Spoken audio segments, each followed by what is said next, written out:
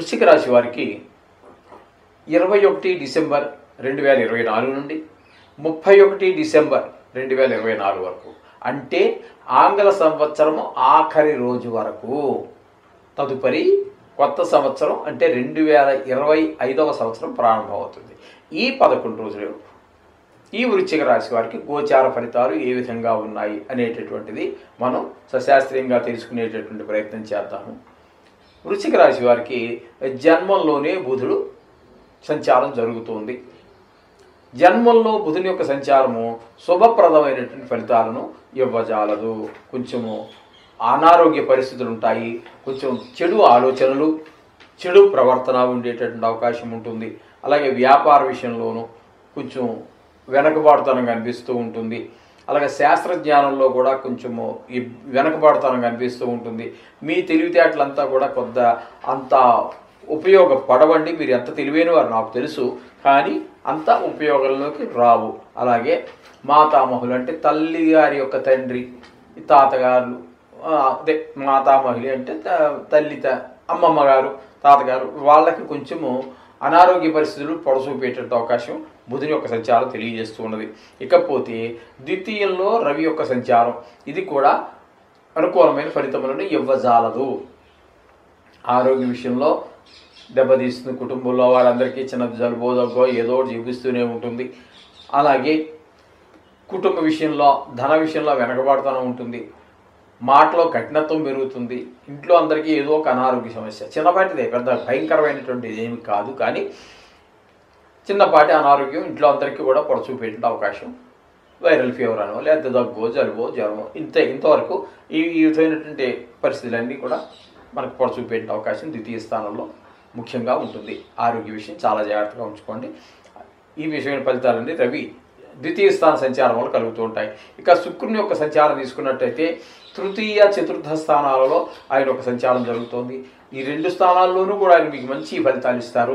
ఇక తృతీయంలో ఉన్నప్పుడు అందరి సహాయ సహకారాలు అందుతాయి. చతుర్థంలోకి వచ్చినప్పుడు పిల్లల విద్యా విషయంలోనూ, లేకపోతే మీరే విద్యార్థి అయినట్టయితే మీరు విద్యలో ఉండటము, అలాగే చక్కగా వాహనం ఈ సౌకర్యాలు ఉపయోగించుకోవటము, ఇంట్లో గృహ సౌఖ్యాలు, అన్ని సౌఖ్యాలు పొందటం, ఇవన్నీ జరుగుతూ ఉంటాయి. లలిత కళలో ప్రవేశం ఉన్నట్టయితే బాగుంటుంది. అలాగే శుక్రుడు కూడా వీరికి అనుకూలమైన పరిస్థితి, అంటే షేర్ మార్కెట్లో ఉండేటటువంటి వారికి, సినీ రంగంలో ఉండేటువంటి వారికి శుక్రుడు ప్రత్యేకించి మీకు అనుకూలమైనటువంటి ఫలితాలన్నీ ఇస్తూ ఉంటారు. పల్లెటూరులో వివిధ రకాల ఈ లలిత కళ్ళకు సంబంధించి పల్లెటూరులో రకరకాల ప్రక్రియలు వారికి, ఇక్కడ వీరికి, టీవీ రంగంలో ఉన్న వారికి, అందరికీ కూడా మాధ్యమాల్లో ఉన్నటువంటి వారికి అందరికీ కూడా అనుకూలమైన ఫలితాలు ఇచ్చే అవకాశం శుక్ర భగవానుడు కలుగజేస్తూ ఉన్నాడు.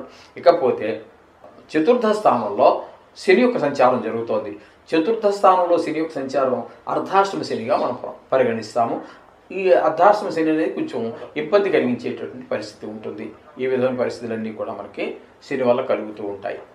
అంచేత ఆరోగ్య విషయం కావచ్చు, చతుర్థ స్థానం కాబట్టి పిల్లల విద్య విషయంలో కావచ్చు, అలాగే నా భూమికి సంబంధించినటువంటి ఈ రియల్ ఎస్టేట్ చేసి వ్యాపారులకు కొంచెం ఇబ్బందికరమైన పరిస్థితులు ఉంటాయి.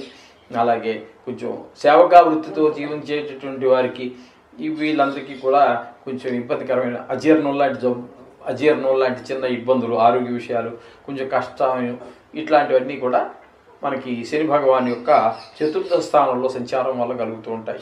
ఇకపోతే పంచమ స్థానంలో రాహు యొక్క సంచారము అనుకూలమైన ఫలితాలు ఇవ్వజాలదు.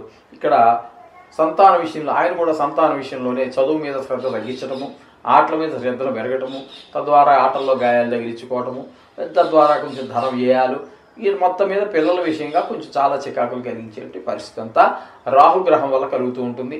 అంతేకాకుండా ఇంట్లో దోమలు బెడద, బల్లులు బెడద, బొద్దింకలు, ఇట్లాంటి వాటి వల్ల కూడా కొన్ని ఇబ్బందులు కలిగే అవకాశం ఉంటుంది ఇక రాహు వల్ల. ఇకపోతే షష్టమ స్థానంలో గురు సంచారం కూడా మంచి ఫలితములను ఇవ్వజాలడు. 6వ స్థానంలో గురు యొక్క ఫలితాలు, మీరు దేనికోసం డబ్బుకి ఇబ్బంది పడుతూ ఉంటారు, అప్పుల కోసం ప్రయత్నం చేస్తుంటే అప్పు ఓ పట్టాన పుట్టదు. అది బ్యాంకు కావచ్చు, మరొకటి కావచ్చు, ఏదైనా కావచ్చు. ఈ 10-11 రోజుల్లో మీకు అప్పు పుట్టడం కూడా కష్టంగానే అనిపిస్తూ ఉంటుంది. అలాగే కొంచెం అపకీర్తి, కొంచెం డబ్బులు గురించినటువంటి అంటే సరి అయిన టైంకి ఇస్తానన్న టైంకి ఇవ్వకపోవటం వల్ల అవతల వాళ్ళు మీరు కలహించుకునేటటువంటి అవకాశాలు కూడా మనకి ఇక్కడ కనిపిస్తూ ఉన్నాయి 6వ స్థానంలో గురువు యొక్క సంచారంగా తీసుకుంటే. ఇకపోతే అష్టమ స్థానంలో కుజుని యొక్క సంచారం జరుగుతోందండి. అంటే యాక్చువల్గా నిజానికి ఉన్నటువంటిది భాగ్యస్థానమే కానీ వక్రగతిలో ఉన్న కారణంగా అష్టమ స్థాన స్థితిని చూసుకున్నట్టయితే అష్టమ స్థానంలో కొంచెం మనిషికి గాయాలు, యాక్సిడెంట్స్ అవి అయ్యే అవకాశం ఎక్కువగా కనిపిస్తూ ఉంది. అంచేత వాహనం నడిపేటప్పుడు, మెట్లు దిగేటప్పుడు, రోడ్డు క్రాస్ చేసేటప్పుడు, ఎందుకంటే అందరూ పిల్లవాళ్ళకు కూడా బైకులు ఇచ్చేస్తున్నారు. వెళ్ళిన వాళ్ళు పెద్దవాళ్లే కాదు, చిన్నవాళ్లే కాదు, ఆలోచనారహితంగా ఏమి అక్కడ పని ఉన్నా లేకపోయినా అంత స్పీడ్గా వెళ్ళాల్సిన పని ఏముంటుందండి? ఊరు మధ్యలో 60-70 వెళ్ళాల్సిన పని లేదు. అందరూ అలాగే ఉన్నారు. బండిని కంట్రోల్ చేయలేనటువంటి పిల్లలకు కూడా తల్లిదండ్రులకు మరి వాళ్ళకే తెలిసి ఉండాలి. ఆ పిల్లవాడు కంట్రోల్ చేయగలడా? వాడికైతే పర్వాలేదు, నీ కొడుకు కాబట్టి, ఎదరోడికి ఏదో ప్రమాదం. ఇటువంటి పిల్లలందరికీ బళ్ళు ఇవ్వడం ఇట్లాంటి కొంచెం ఆలోచన వివేకంతో ఆలోచించి పిల్లలకు బండి ఇవ్వండి. అష్టమంలో కుజుగా తీసుకున్నట్టయితే కొంచెం ప్రమాదకరమైన పరిస్థితులు ఏర్పడే అవకాశం ఉంటుంది. ఇకపోతే ఏకాదశి స్థానంలో కేతు సంచారం జరుగుతోందండి. ఏకాదశి స్థానంలో కేతు సంచారం శుభప్రదమైనటువంటి ఫలితాలన్నీ ఇస్తుంది. లాభస్థానంలో ఏ గ్రహమైనా గోచార రీత్యా అయినా జాతక రీత్యా అయినా కూడా శుభఫలితాన్ని ఇస్తూ ఉంటుంది. కొంచెం ఆదాయం పెరగడానికి అవకాశం ఉంటూ ఉంటుంది. అలాగే ఇంట్లో వారు కొంచెం సహకారం చేస్తూ ఉంటారు, సహాయ సహకారాలు అందిస్తూ ఉంటారు. ఏ వ్యవహారం మొదలెట్టినా కొంచెం విజయవంతంగా పూర్తి చేయడానికి కేతు వంతుగా కేతు గ్రహం మీకు అనుకూలమైన ఫలితాలు ఇస్తుంది.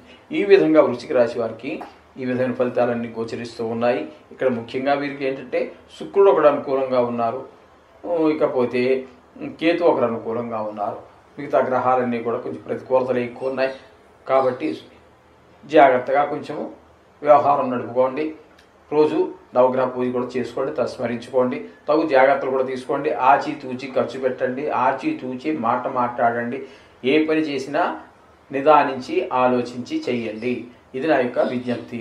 అలాగే రోజు నవగ్రహ పూజ చేసుకోండి, అంత సఫలంగా జరుగుతుంది. శుభం భూయాత్.